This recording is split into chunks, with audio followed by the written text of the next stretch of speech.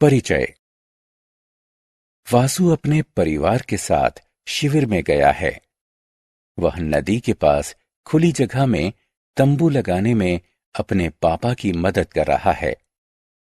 ऐसा करते समय वह महसूस करता है कि तंबू त्रिभुज जैसा दिखता है। इस अध्याय में आप समतल तथा ठोस आकृतियों के बारे में जानेंगे। आओ सीखें। समतल तथा ठोस आकृतियों को पहचानना। 3D यानी त्रिविमय के साथ 2D यानी द्विविमय वस्तुओं को मिलाना। सीधी तथा घुमावदार रेखाओं के बीच अंतर करना। आकृतियों के प्रकार।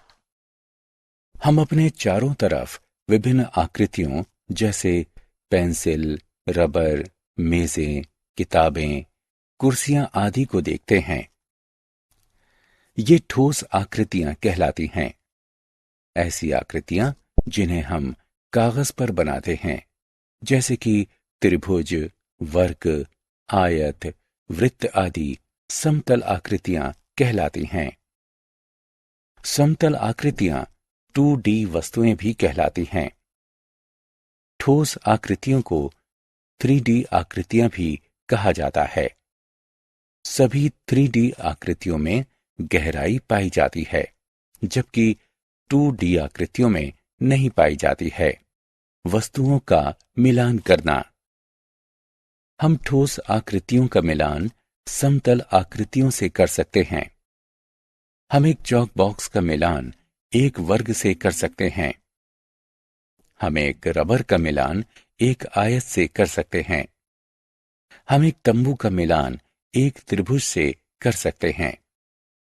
हम एक गेंद का मिलान एक वृत्त से कर सकते हैं। 3D वस्तुओं को नाम देना। आओ अब हम ठोस वस्तुओं को नाम देते हैं। चॉक बॉक्स एक घन होता है। रबर एक घनाभ होती है। घन तथा घनाभ दोनों में किनारे तथा समतल सतहें होती हैं। चौक एक बेलन होती है।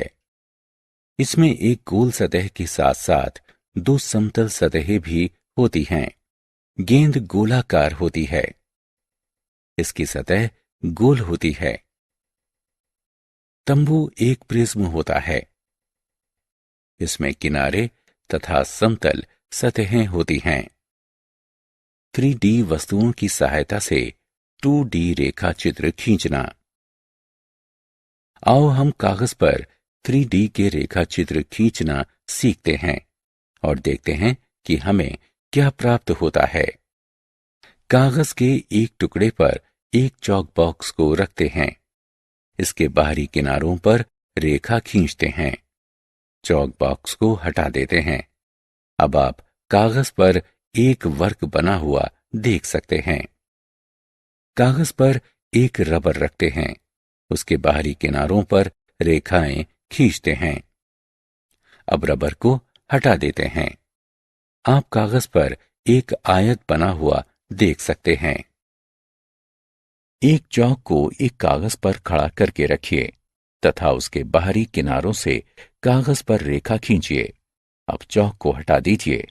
कागज पर आप एक वृत्त बना हुआ पाएंगे। कागज पर एक गेंद रखते हैं। इसके बाहरी किनारों पर एक रेखा खींचते हैं। अब गेंद को हटा देते हैं। आप कागज पर एक वृत्त बना हुआ देख सकते हैं। कागज पर एक छोटा तंबू रखते हैं। उसके बाहरी किनारों पर एक रेखा खींचते हैं। अब तंबू को हटा देते हैं। आप कागज पर एक त्रिभुज बना हुआ देख सकते हैं। सीधी रेखाएं। कागज के एक टुकड़े पर माचिस की कुछ तीलियां रखते हैं। तीलियों को 3 तरीकों से रखा गया है: क्षैतिज, लंबवत और तिरछी।